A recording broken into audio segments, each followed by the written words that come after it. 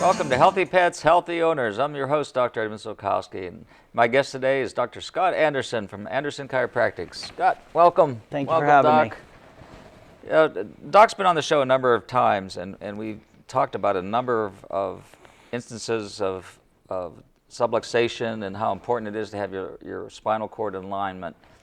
But I asked Doc to talk today and address the problem of vertigo.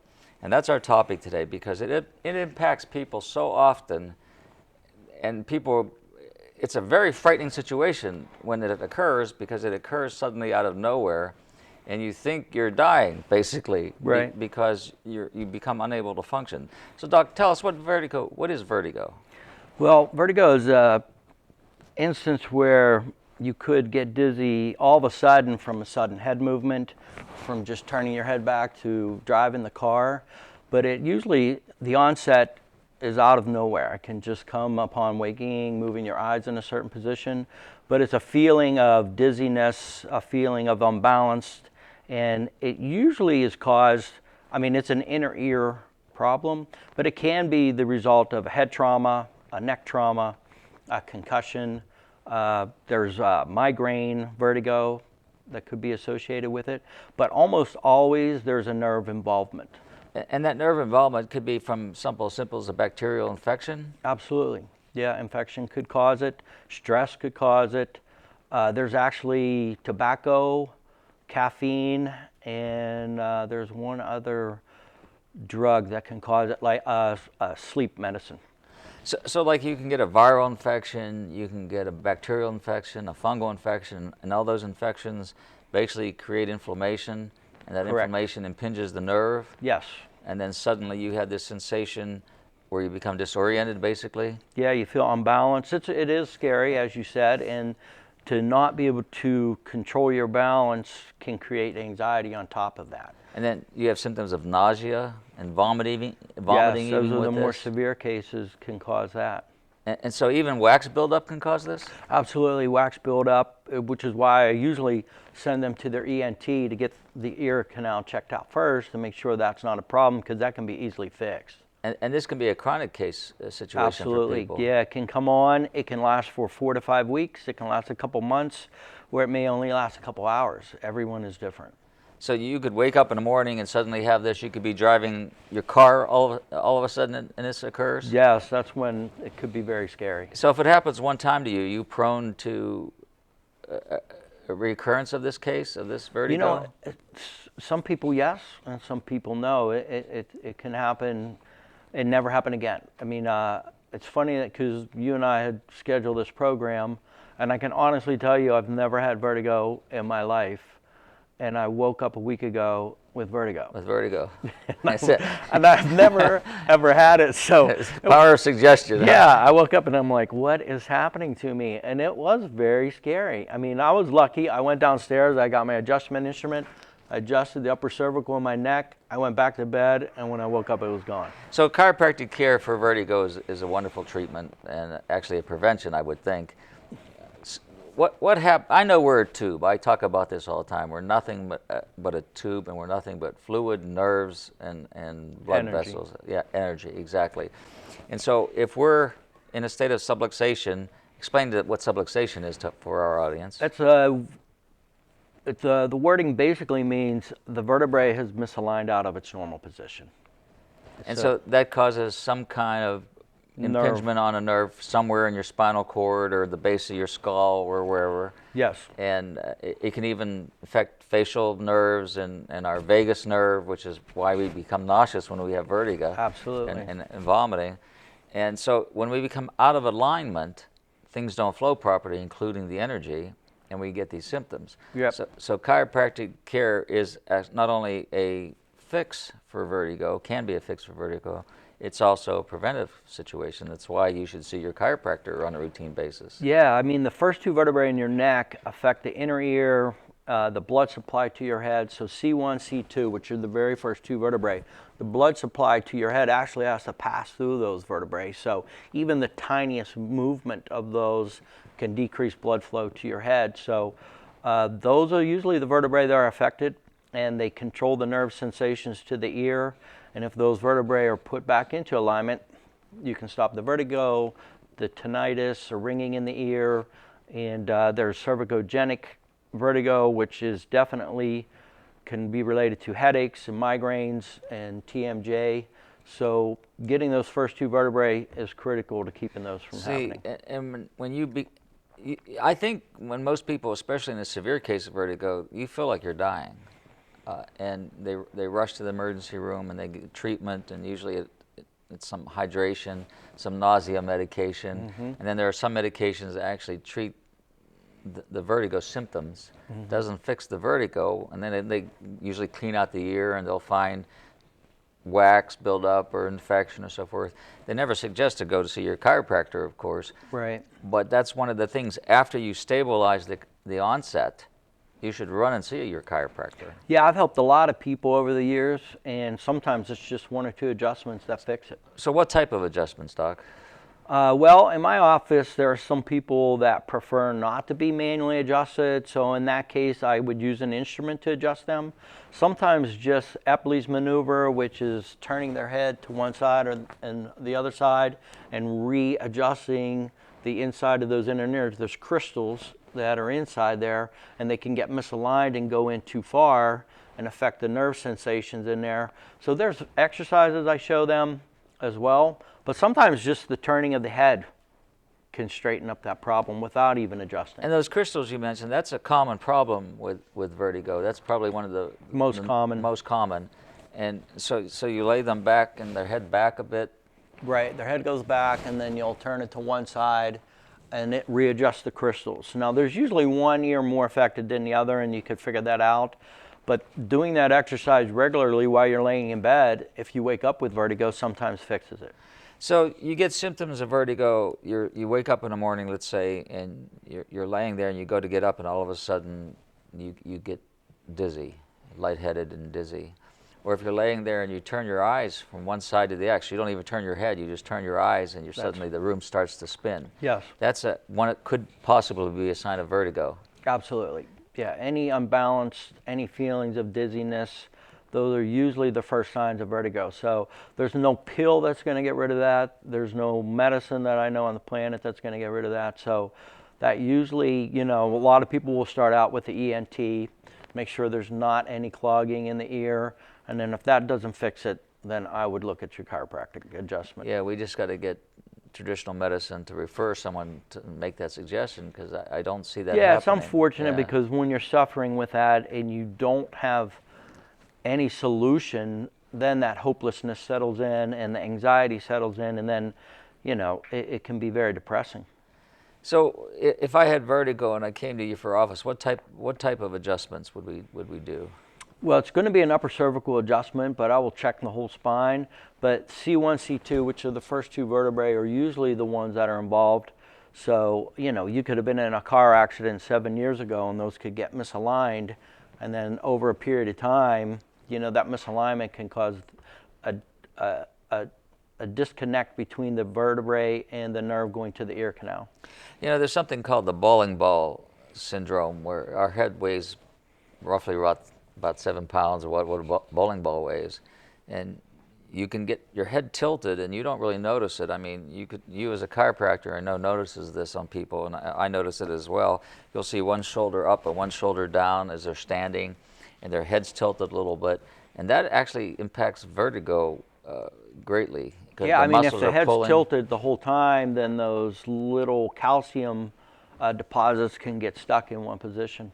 Yeah, and so you have treatments to fix that. Yeah, I mean, if you woke up and you instantly had vertigo, I would do the Epley's maneuver, which is try to lay your head on the edge of the bed and turn it to one side and back to the other side, and just keep doing that. That will readjust those calcium particles, and it could possibly help. And then people that are out of alignment and their hips are off center, that can also affect vertigo. Yeah, I mean, actually it could start at your feet. If your foot is 1 foot drops, that will rotate your knee in, which will tilt your pelvis. You're not going to walk around tilted. Your head will always go to the center and straighten you out. So, I mean, it could be from your feet, it could be from your knee, it could be from your hip. So we're not always looking at a disease process. Correct. I know when people get vertigo, the physicians will say, well, cut out salt. Because it's a fluid imbalance, and there is some impact to that. I mean, you could be dehydrated, or you could be hypoglycemic and feel dizziness. So, I mean, if you went a long period of time, which a lot of people do, from the time they go to sleep until they wake up, that's usually 7 or 8 hours. For most people, you could become hypoglycemic, which would mimic dizziness and vertigo. So diet can impact Absolutely the situation with vertigo. Too much caffeine, too much tobacco, obviously. Chocolate, I'm sure there's been people that have drank too much alcohol and got dizzy as well. Well, sure, that's for sure. But so we can reduce the impact of vertigo by watching our diet, and then keeping ourselves in alignment. How often do you recommend that we come in and get aligned? After the initial treatment protocol, which is usually 3 times a week for 3 to 4 weeks, the vertebrae will start to stay in that position. Because our cells have memory, our muscles have memory. Right, but the problem is that, those muscles and ligaments have been holding that vertebrae in the wrong position for too long, so that if I just adjusted you once, you walk out the door and you turn to get in your car, that vertebrae will most likely go back into that position that it's used to being in, because the muscles and the ligaments hold it there. But after you've been adjusted several times and the muscles and ligaments have readjusted, usually once a month is what I recommend, and I've had people coming to me once a month for 20 years. When I moved, I threw my back out, and I never had such severe pain in my life. I mean, I take no medications, and I actually got on a painkiller because I couldn't take it. I couldn't take the painkiller because it gave me an instant migraine. I mean, within 5 minutes of taking the painkiller, I felt my head was going to explode, and I couldn't continue. So I took it because I couldn't even sleep. And for me, to get on a medication of any kind, yes. I had to be in trouble. In a lot of pain. Yeah, and it occurred late in the evening, and I think I saw you the next morning, and we over a period of days got adjusted, and everything was fine. But that the medication created such a filling in my head, a migraine, that I really seriously thought I should run to the hospital because I thought my brain was going to explode. That's how bad it was. And so I took this medication because of the severe pain I was in, and I ended up not even thinking about my back anymore because my head was going to explode. And when I saw you and you did your adjustments, it took that pain away. So we're susceptible to this impact on our spine just from funny movements that we make or doing things we shouldn't, like I was doing. Yeah, I mean, you could go to sleep in one position and wake up, and just your sleeping habits can cause certain vertebrae to be misaligned. How should we sleep? The ideal position is honestly on your back, and not with your pillows, with your head up too far or with your head all the way back. Your spine should be perfectly straight. And it should be the same thing when you're laying on your side. So you see a lot of people that have their head tucked up, and the whole night their head is pushed forward. The worst position is on your stomach. Where's on your stomach? Because now your head is turned to one side the whole night. So not only are you rotating all your vertebrae to one side, but you're cutting off blood supply to one side of your head, because it's impossible for the blood to go up both sides with your head turned. I've always been a side sleeper, and always on my left side, which is your worst side because you shouldn't sleep on your hard side. Mm-hmm. And I literally had to train myself to sleep on my back. And yeah, I mean, it takes 21 days to change a habit. So in the beginning, you'll probably end up flopping back to your usual side. But if you have that mental image of you sleeping on one side and you just keep doing it night after night, it will become a habit. Yeah, I'll find myself moving from side to side every once in a while, but I purposely try to stay on my back.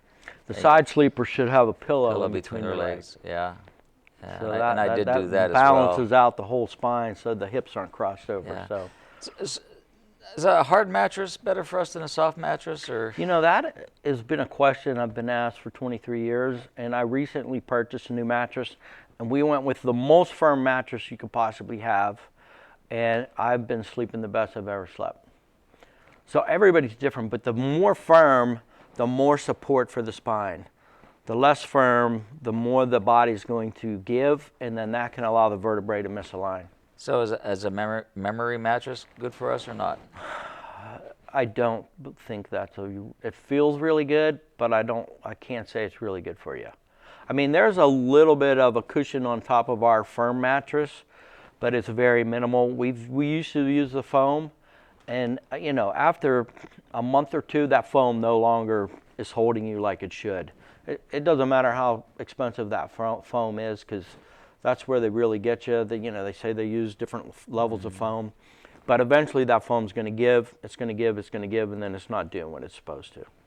Yeah, for years I had one of those air mattresses, you know, the number mattresses, and it was awesome because you could adjust to how you felt that day when you went to bed. But I usually found myself keeping it the firmest that you could, pumped up as the highest level. Yeah, we looked at those when we went in, and the salesman really wasn't pushing us to buy it. And I thought because it was the most expensive thing in there that would be something he would do. And when I saw that he wasn't, and I asked him if he owned one, and he said no, I've decided to go with the most firm mattress. Yeah. Yeah, well, I love that air mattress. When I ended up moving to Arizona, I didn't take it with me, but I did buy the hardest mattress that I could, the firmest mattress. You know, find that you sleep better on a firm mattress. I agree. Yeah. What about pillows? That's another question. I sell water pillows in my office. So the water pillow will adjust to the level of your head, and you can set that water at whatever level you want to set it at. I've seen to get the most success with those, but pillows, no matter what, your head and your spine, the spine should be completely level. So if you're using 3 pillows, your head's probably up like this. If you're using 1 pillow, your head's probably tilted back too far. So I mean, you really have to find one. So if you're a side sleeper, the head should still be level with the spine. So your head shouldn't be tilted like this and your spine going like that. That over periods of weeks can start to create a curvature in the neck that you don't want. The curvature in your neck should have a curvature like this. So a lot of the cervical pillows allow the head to settle in the middle and a little curve at the top. So cervical pillows are the ones that look kind of like a wave. Yes. And they're usually made out of memory foam or some type of foam. Right. Yeah. So we shouldn't sleep with more than 2 pillows? You know, sometimes 2 pillows, if they're small, they're the perfect size. So, I mean, you really have to figure that out because, I mean, there's different size pillows. So, you know, you could get one big one and a small one that works. The water pillow seems to work the best because you can put as much water in it as you want. The nice thing about those is once they're filled up with water, they don't move. They'll stay in that position. So they get pretty heavy. So they're like a water bed, but just in a pillow form. Yeah, I have found those to have the most success with. So what do you think about water beds? Not good. Not good. Not because good. you slosh down and you. Yeah, I mean it gives wherever your weight is. So if you're a heavier person, you're definitely going to be in trouble.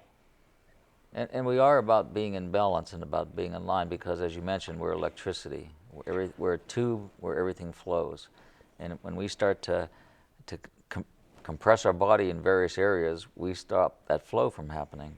Yeah, that's electric blankets can interrupt the natural flow in your body Because of the magnetic field. Yeah. Yeah, you know, I have to say that I sleep with electric blanket because I have not adjusted to being back in Pennsylvania, and I'm cold all the time, and I do keep that in the back of my mind, but. Yeah, they say it can disrupt it, but I don't know, you know, how much truth is behind it. So No, we are affected by magnetic fields. We know that. yeah, I mean, they say that about your watch. You know, a battery watch can also do that, so it's better to use like an automatic watch. Well, even they say metal watches do that. You know, Right. you shouldn't have metal touching, but and there's documentation that shows it. There are studies that show that. Well, the cell phone's probably the worst Yeah. for your body. Yeah. Do you think those cell phones have impact on vertigo? I would say yes. I could honestly say I think that could affect you. I try not to hold the phone up to my ear. I'll put it on speaker. Put it on speaker and just hold the phone back. Yeah. What about Bluetooth? You know, I think if you're wearing something that has an antenna on it that's talking to that could affect you. Yeah. Even though I do like those AirPods. Yeah, yeah, I do too. You know, I try to use the cord as much as possible, you know, and keep the phone away from my head. But, you know, often I'm doing things and that cord will grab something and yank that phone right out or yank those cords right out of my ears. But all this technology has an impact on how our body functions. Absolutely. Again, we can't stress enough. We are electricity. We are energy, and we know the Earth has a magnetic field, and we know we're impacted. People get impacted just from the moon, and what the moon causes to affect on our bodies. Yeah. So we know that occurs, and we're doing all this technology. We sit in a house with Wi-Fi everywhere. Yeah, I think if you keep that nervous system functioning, the body can heal itself. I mean, ultimately, that's really what chiropractic does. It's just allows the brain to communicate to all the organs and to everything in your body. And if you keep that flow open, the body can basically heal everything. So you can't see this probably, but I'm sitting here with my legs crossed. Bad move, huh? Yeah, that's a bad habit. That's a bad habit to do. So you should be sitting with your legs planted on. Because you're pulling on your hips the entire time, and the nerves are being stretched from that position. So. And that's why my foot is going numb right now. That's probably why. Because I've compressed that flow of fluid, of blood, of electrical energy, and so my muscles are telling me, hey, something's wrong, and I'm going numb. Yeah, if I told somebody to do something every day, it would be to get their feet on the earth, get themselves grounded, and maybe do some meditation. Well, that term grounded is kind of interesting because we know. So I think what it means is get your head out of the clouds and get back to earth. I think that's what people mean by that. Yes. I could be wrong, but in fact we know that the earth gives off negative ions, and when we walk on the ground in our bare feet, we absorb those negative ions. Yeah, there's an energy that comes from the earth that our body needs. Yeah, and it's actually produced in part from lightning strikes to the earth, and then the magnetic fields that the earth makes in its core, producing these negative ions. And always to be absorbing negative ions or being in an ion donor state is a good thing for you. When you're in an ion stealer state, you're giving your negative ions away. That's what happens when we hug. You share these ions, and if somebody is deficient in ions, they will take your negative ions from you and put them right into them. I watch hugging from time to time because it takes effort to keep those negative ions in you. Yeah, there are some people that'll take that from you, and there's some people that'll give it to you. Some people will give it to you, but you can get it from the earth. Walking on the beach, and the water's flowing up onto. So you're walking on the ground, the sand. So you have your feet implanted in sand. You're getting negative ions from that. When there's movement and water generates negative ions, moving water. But for example, a ceiling fan, or driving with a convertible, or your windows down or sunroof open, whatever, that you put yourself in a donor state, and the moving wind takes negative ions from you. So anytime that you can get yourself on the ground in the water, you're actually increasing your negative ions, therefore increasing your energy flow. Yeah, I try to do it every day. Yeah. Get my socks off, get my bare feet into the grass, and stand there and try to get connected and get myself grounded. Yeah. It sounds kind of woo-woo, but it's scientifically proven.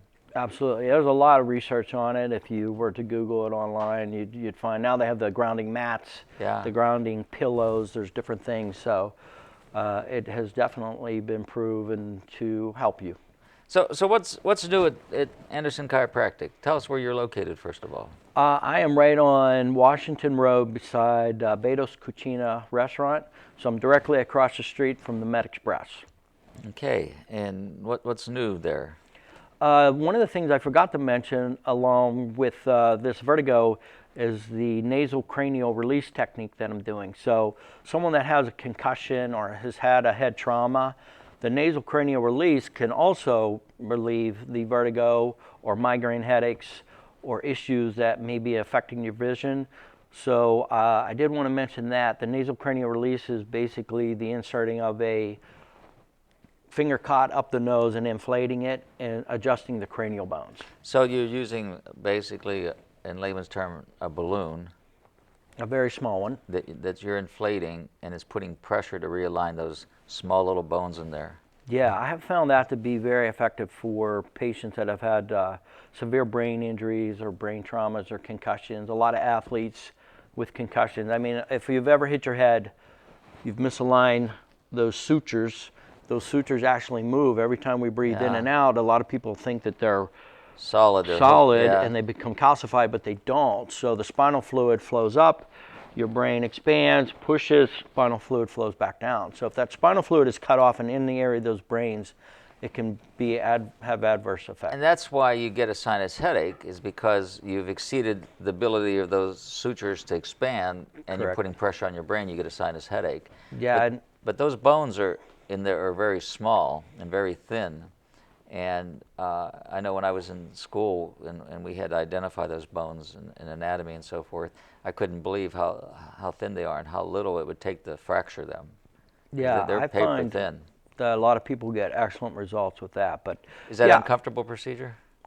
wouldn't say it hurts, but it's the same as flying on an airplane and your ears start to feel that pressure and you blow your nose to feel that. There's pressure that you're going to feel, but as far as it being painful, it is not.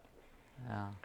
So that along with the, there is a lot of nutritional counseling that I like to, talk about the patient's diet and make sure that they're eating correctly. So that's another big thing I like to address. Is there any particular supplement that would help in this vertigo situation? That's a good question. I can't honestly say that there's been one specific supplement that I've used, although I've heard the CDP, CB, the CDP CDB. can help with people with the nausea Yeah. and some people with the dizziness. Yeah, CDB oil. Yep. Very good for stuff like that. Very good anti-inflammatory, actually. Yes. Yeah, And that's then we have these receptor sites, endocannabinoid system, that we actually need them in our diet and we don't have them. Yes. So yeah, that's a good idea. I hadn't even thought about that, but that'd be good for vertigo. Yeah, I was reading on the list of things that it helps, and I saw that was one of them. Yeah, awesome. Well, this is Dr. Scott Anderson from Anderson Chiropractic.